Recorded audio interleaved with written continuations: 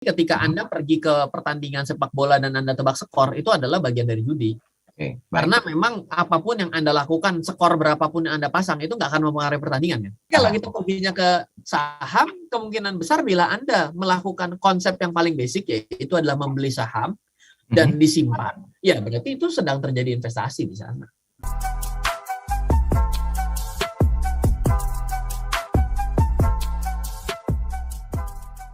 Soalnya tadi dari beberapa pertanyaan yang masuk, ini mungkin berharap sih sudah bisa mulai membedakan ya antara investasi itu apa dan judi itu apa gitu lah. Tapi boleh kita kembali kasih penguatan Mas Ryan tentang tema kita ini, judi dan investasi itu beda. Silakan Mas Ryan.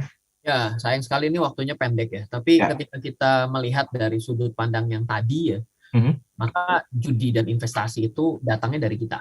Nah, saya mau di bagian keempat ini mau mengambil sudut pandang ada judi dan investasi dari sudut pandang barangnya. Oke. Contoh begini, kalau misalnya kita itu adalah pertandingan sepak bola, di mana pertandingan sepak bola itu ada dua tim yang bertanding, maka bila kita mau mengatakan begini, ya udah deh, saya kayaknya mau ngambil skor ganjil, saya mau ngambil skor genap gitu ya. Apa yang kita lakukan itu adalah bagian dari perjudian. Kenapa? Karena ketika kita mengambil ganjil atau genap, nggak akan mempengaruhi pertandingannya. Oke. Apakah kalau banyakkan orang yang memilih ganjil, maka yang terjadi adalah pertandingan dengan hasil skor yang genap? Ya. Apakah ketika kita milih genap akan menjadi hasil pertandingan yang ganjil? Atau kalau kita bilang, oke dah saya mau ngitung yang namanya penaltinya 3 kali. Apakah kalau kita bilang 3 kali yang muncul jadi 5 kali? Jadi berubah pertandingannya? Tidak kan? Nah, itu adalah murni Anda sedang melakukan tebak-tebakan pada sebuah kegiatan. Okay. Nah, ketika kita itu pergi ke saham, saham itu adalah bagian yang namanya dasarnya adalah investasi sebenarnya awalnya. Penanaman modal. Jadi kan kalau yang namanya saham itu, perusahaan yang tadinya 100% kepemilikannya milik perusahaan, tiba-tiba ditawarkan kepada publik, tolong dong pada berinvestasi di perusahaan saya ya, tanamkan modal Anda 30%-nya. Lalu kalau nanti perusahaan saya menjadi besar, kamu mendapatkan pembagian keuntungan dari perusahaan. Jadi yang namanya saham itu, gerbang pertamanya sebenarnya memang diminta orang untuk menanamkan modal. Menanamkan modal itu adalah terminologi dasar daripada investasi itu sendiri. Jadi memang ada sebuah pasarnya, barangnya yang memang awal dasar muasalnya adalah diperuntukkan untuk perjudian.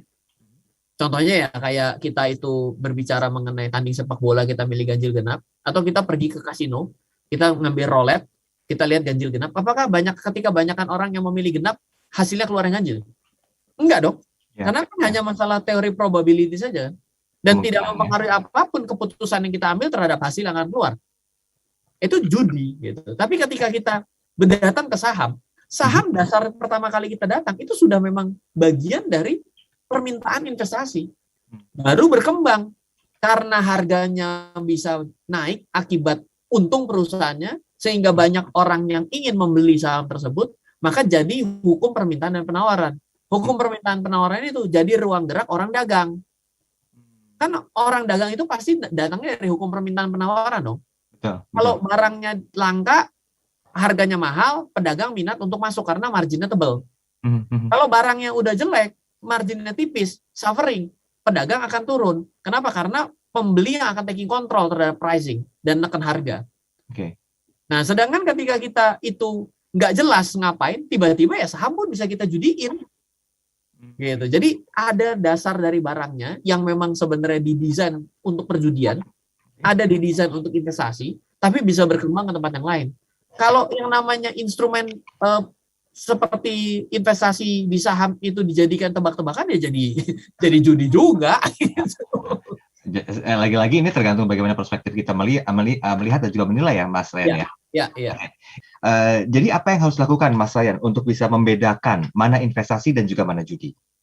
Ya tadi di penjelasan yang sesi keempat ini, ketika Anda pergi ke pertandingan sepak bola dan Anda tebak skor, itu adalah bagian dari judi. Karena memang apapun yang Anda lakukan, skor berapapun yang Anda pasang, itu nggak akan mempengaruhi pertandingan. Itu jelas gitu. Kalau Anda pergi, saya ini perginya ke kasino tapi saya investasi, loh kok bisa gitu. Jadi udah salah gitu. Tapi kalau kita perginya ke saham, kemungkinan besar bila Anda melakukan konsep yang paling basic, yaitu adalah membeli saham dan disimpan, ya berarti itu sedang terjadi investasi di sana. Baik, baik. Ya, sesimpel itu sebenarnya. Ini berlaku nggak sama semua instrumen investasi, Mas Sayan? Iya. Lah kan kita sekarang lihat yang namanya beli properti gitu. Propertinya apa? Oh iya nanti mau saya sewain. Kan berarti kembali ke yang pertama kali kita bilang sama seperti punya sapi, menikmati susunya tuh.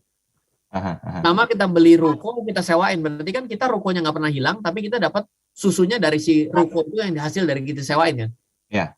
Nah, tapi kan kalau misalnya kita itu jual, kita beli ruko 2 bulan kemudian kita jual kalau ada yang cocok harganya lah, itu kan seperti lagi dagang sapi kan. Ya. Jadi kan sebenarnya prinsip dasarnya mau dilakukan dimanapun sama saja.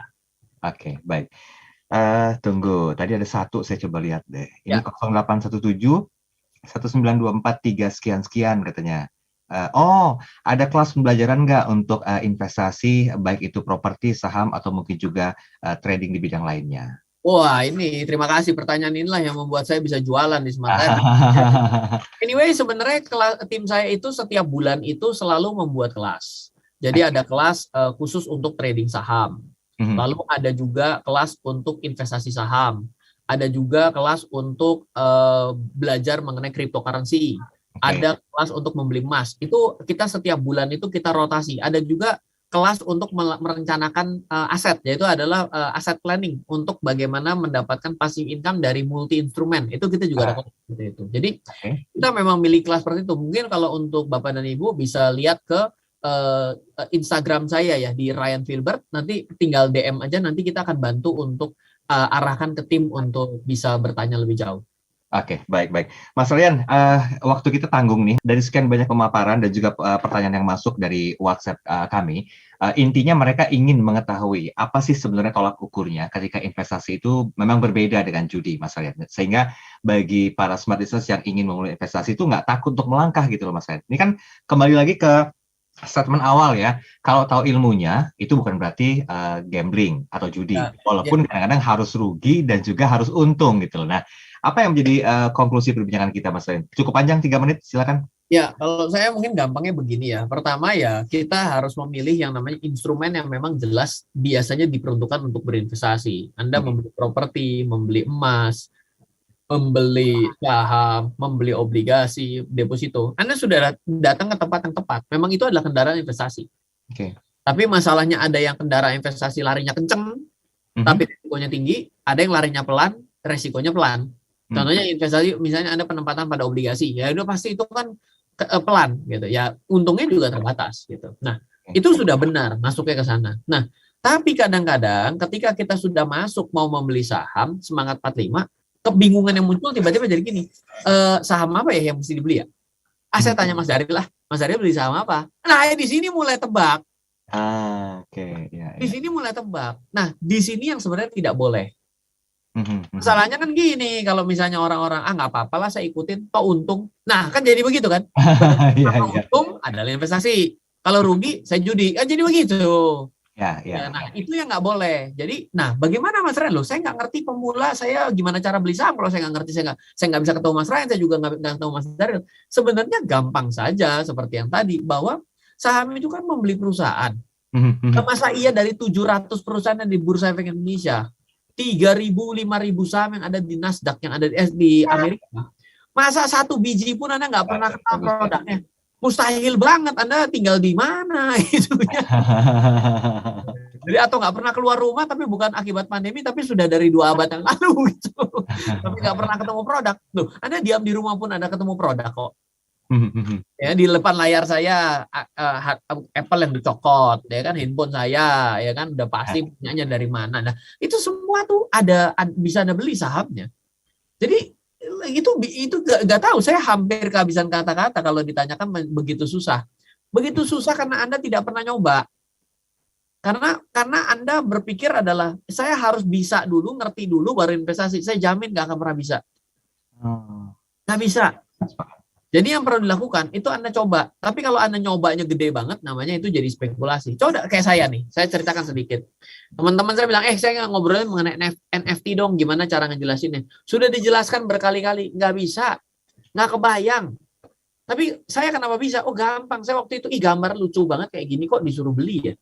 Harganya mahal banget nih, sampai 300.000. Coba beli ah. Harga yang 300 paling murah. Ada yang 40-50 juta, saya nggak mau. Oh, ternyata kenapa ini jadi disebut NFT, karena masuk ke wallet saya, nempel. Saya bisa cerita sama semua orang, kamu semua di seluruh planet ini, kamu tahu gambar ini? Tahu siapa yang punya? Ini punya saya. Loh, bukti digitalnya gimana? Tuh, kamu cek pada network. Nah, jadi cara belajar yang paling bagus untuk mengerti sesuatu, memang Anda harus coba. Apalagi hari ini zamannya digital loh. Anda bilang, saya mau pergi ke bank yang mana udah digital semua. Saya mau transfer uang. Emang Anda pernah pergi ke bank untuk transfer uang hari ini? Atau Anda cuma pencet-pencet doang? Susah sekali kan mengimajinasikannya. Ya, entah itu asalnya adalah Anda mau ngomong adalah investasi, trading, atau judi, pada akhirnya itu yang membuat Anda paling gampang itu untuk bisa mulai dari investasi itu. Anda pergi ke tempat yang benar. Udah benar dong, investasi saham nggak salah. Oh, beli kripto nggak salah juga, karena memang boleh sebagai kripto aset. Tapi kan pada akhirnya adalah harus nyoba, sehingga Anda nggak overwhelming nih, di kepala ini mikirnya terlalu banyak, tapi akhirnya jadi bingung sendiri karena nggak ngerti yang mana yang mesti dibayangkan. Gitu. Baik.